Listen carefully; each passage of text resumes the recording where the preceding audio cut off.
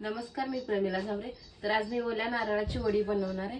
त्यासाठी ओला नारळ घेतलेला आहे, मी कट करून घेतलाय। ह्याची पाठीमागची साल ही काढून घेतलेली आहे आणि त्यासाठी गुळ पण घेतलाय। तुम्हाला नारळ किसून घ्यायचा असेल तर तुम्ही किसून घेऊ शकता, मी तुकडे केले ते। आणि आता ह्याला मी मिक्सरला वाटून घेणार आहे। तर बघा, हे मी मिक्सरला बारीक करून घेतलेलं आहे खोबरं। तर आपण आता ह्याला गॅसवर थोडं ह्याचा कच्चापणा म्हणजे ओलसर जाण्यासाठी मी गॅसवर थोडं टाकून घेणार आहे कढईमध्ये। तर मी 1 चमचा तूप टाकून घेते अगोदर।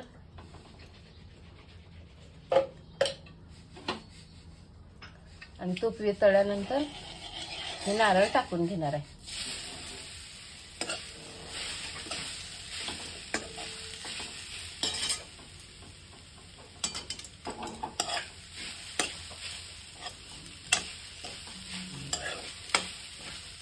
तर मी थोडासा ओलसरपणा होता ते कोरडा केलेला आहे, ते आता काढून घेते एका प्लेटमध्ये।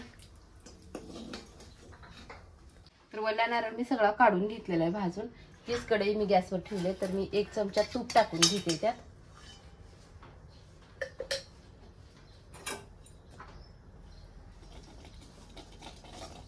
ती तूप वितळलं गेलेलं आहे, तर मी त्यात आता गुळ घालते। तर एवढा मी गुळ घेतलेला आहे। आपलं ओला नारळ किती आहे, 2 प्लेट असेल तर 1 प्लेट गुळ वापरायचा आपल्याला। निम्म प्रमाण आलं पाहिजे। हे कसं असतंय, हलका असतंय आणि ही वजनाला जास्त असते गुळ, त्याच्यामुळे निम्म प्रमाण घ्यायचं। 2 वाट्या जर नारळ असेल तर 1 वाटी गुळ वापरायचा आहे।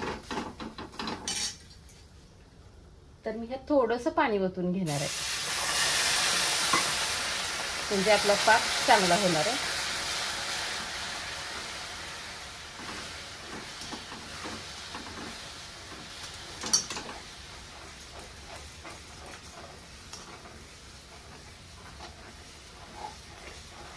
तर बघा, आता गुळ आपला पूर्ण विरघळलेला आहे। आपल्याला जास्त वेळ बी ठेवायचा नाही, 2 मिनिटासाठीच फक्त मी पाणी ओतून ठेवलेलं आहे आणि हलवून घेतले।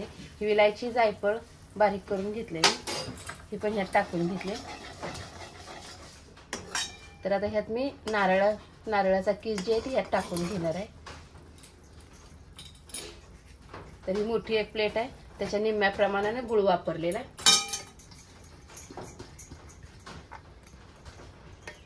आता हे पूर्ण आपल्याला मिक्स करून घ्यायचं आहे।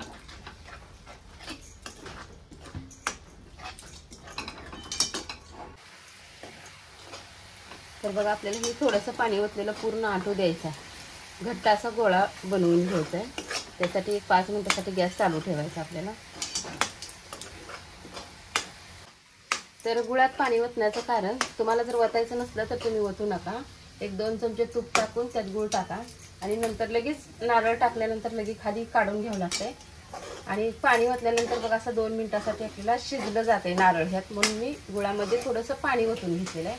तर नारळ आपला छान असं त्यात शिजला जातोय, म्हणून साठी ओतले। आता कोरडं होत आलेलं आहे मिश्रण, अजून 1 मिनिटभर ठेवते मी आणि नंतर ताटामध्ये ओतून घेते।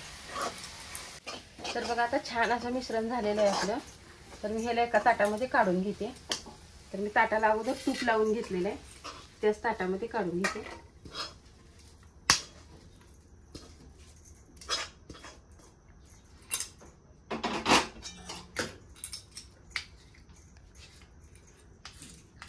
आपल्याला गरम आहे तोपर्यंतच थापटून घ्यायचं आहे।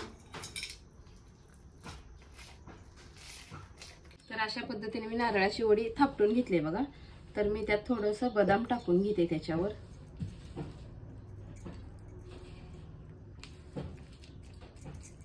आणि थोडं थंड झाल्यानंतर मी कट करून घेते। 5 मिनिटासाठी असंच ठेवणार आहे। आता आपण वडी कट करायला घेऊया। 5 मिनिटासाठी मी साईडला काढून ठेवलेलं। तर 5 मिनिटं झालेले आहेत, आपण आता वडी कट करून घेऊ।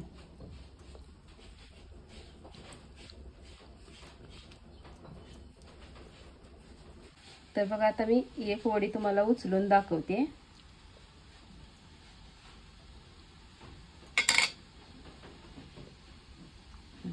तर किती छान अशी वडी झालेली आहे बघा। तुम्ही पण अशा नारळाच्या वड्या बनवून बघा आणि माझा व्हिडिओ आवडला तर नक्कीच लाईक करा, सबस्क्राईब करा। फेसबुकवर बघत असाल तर फॉलो करायला विसरू नका। तर बघा, आता मी 1 वडी तुम्हाला उचलून दाखवते।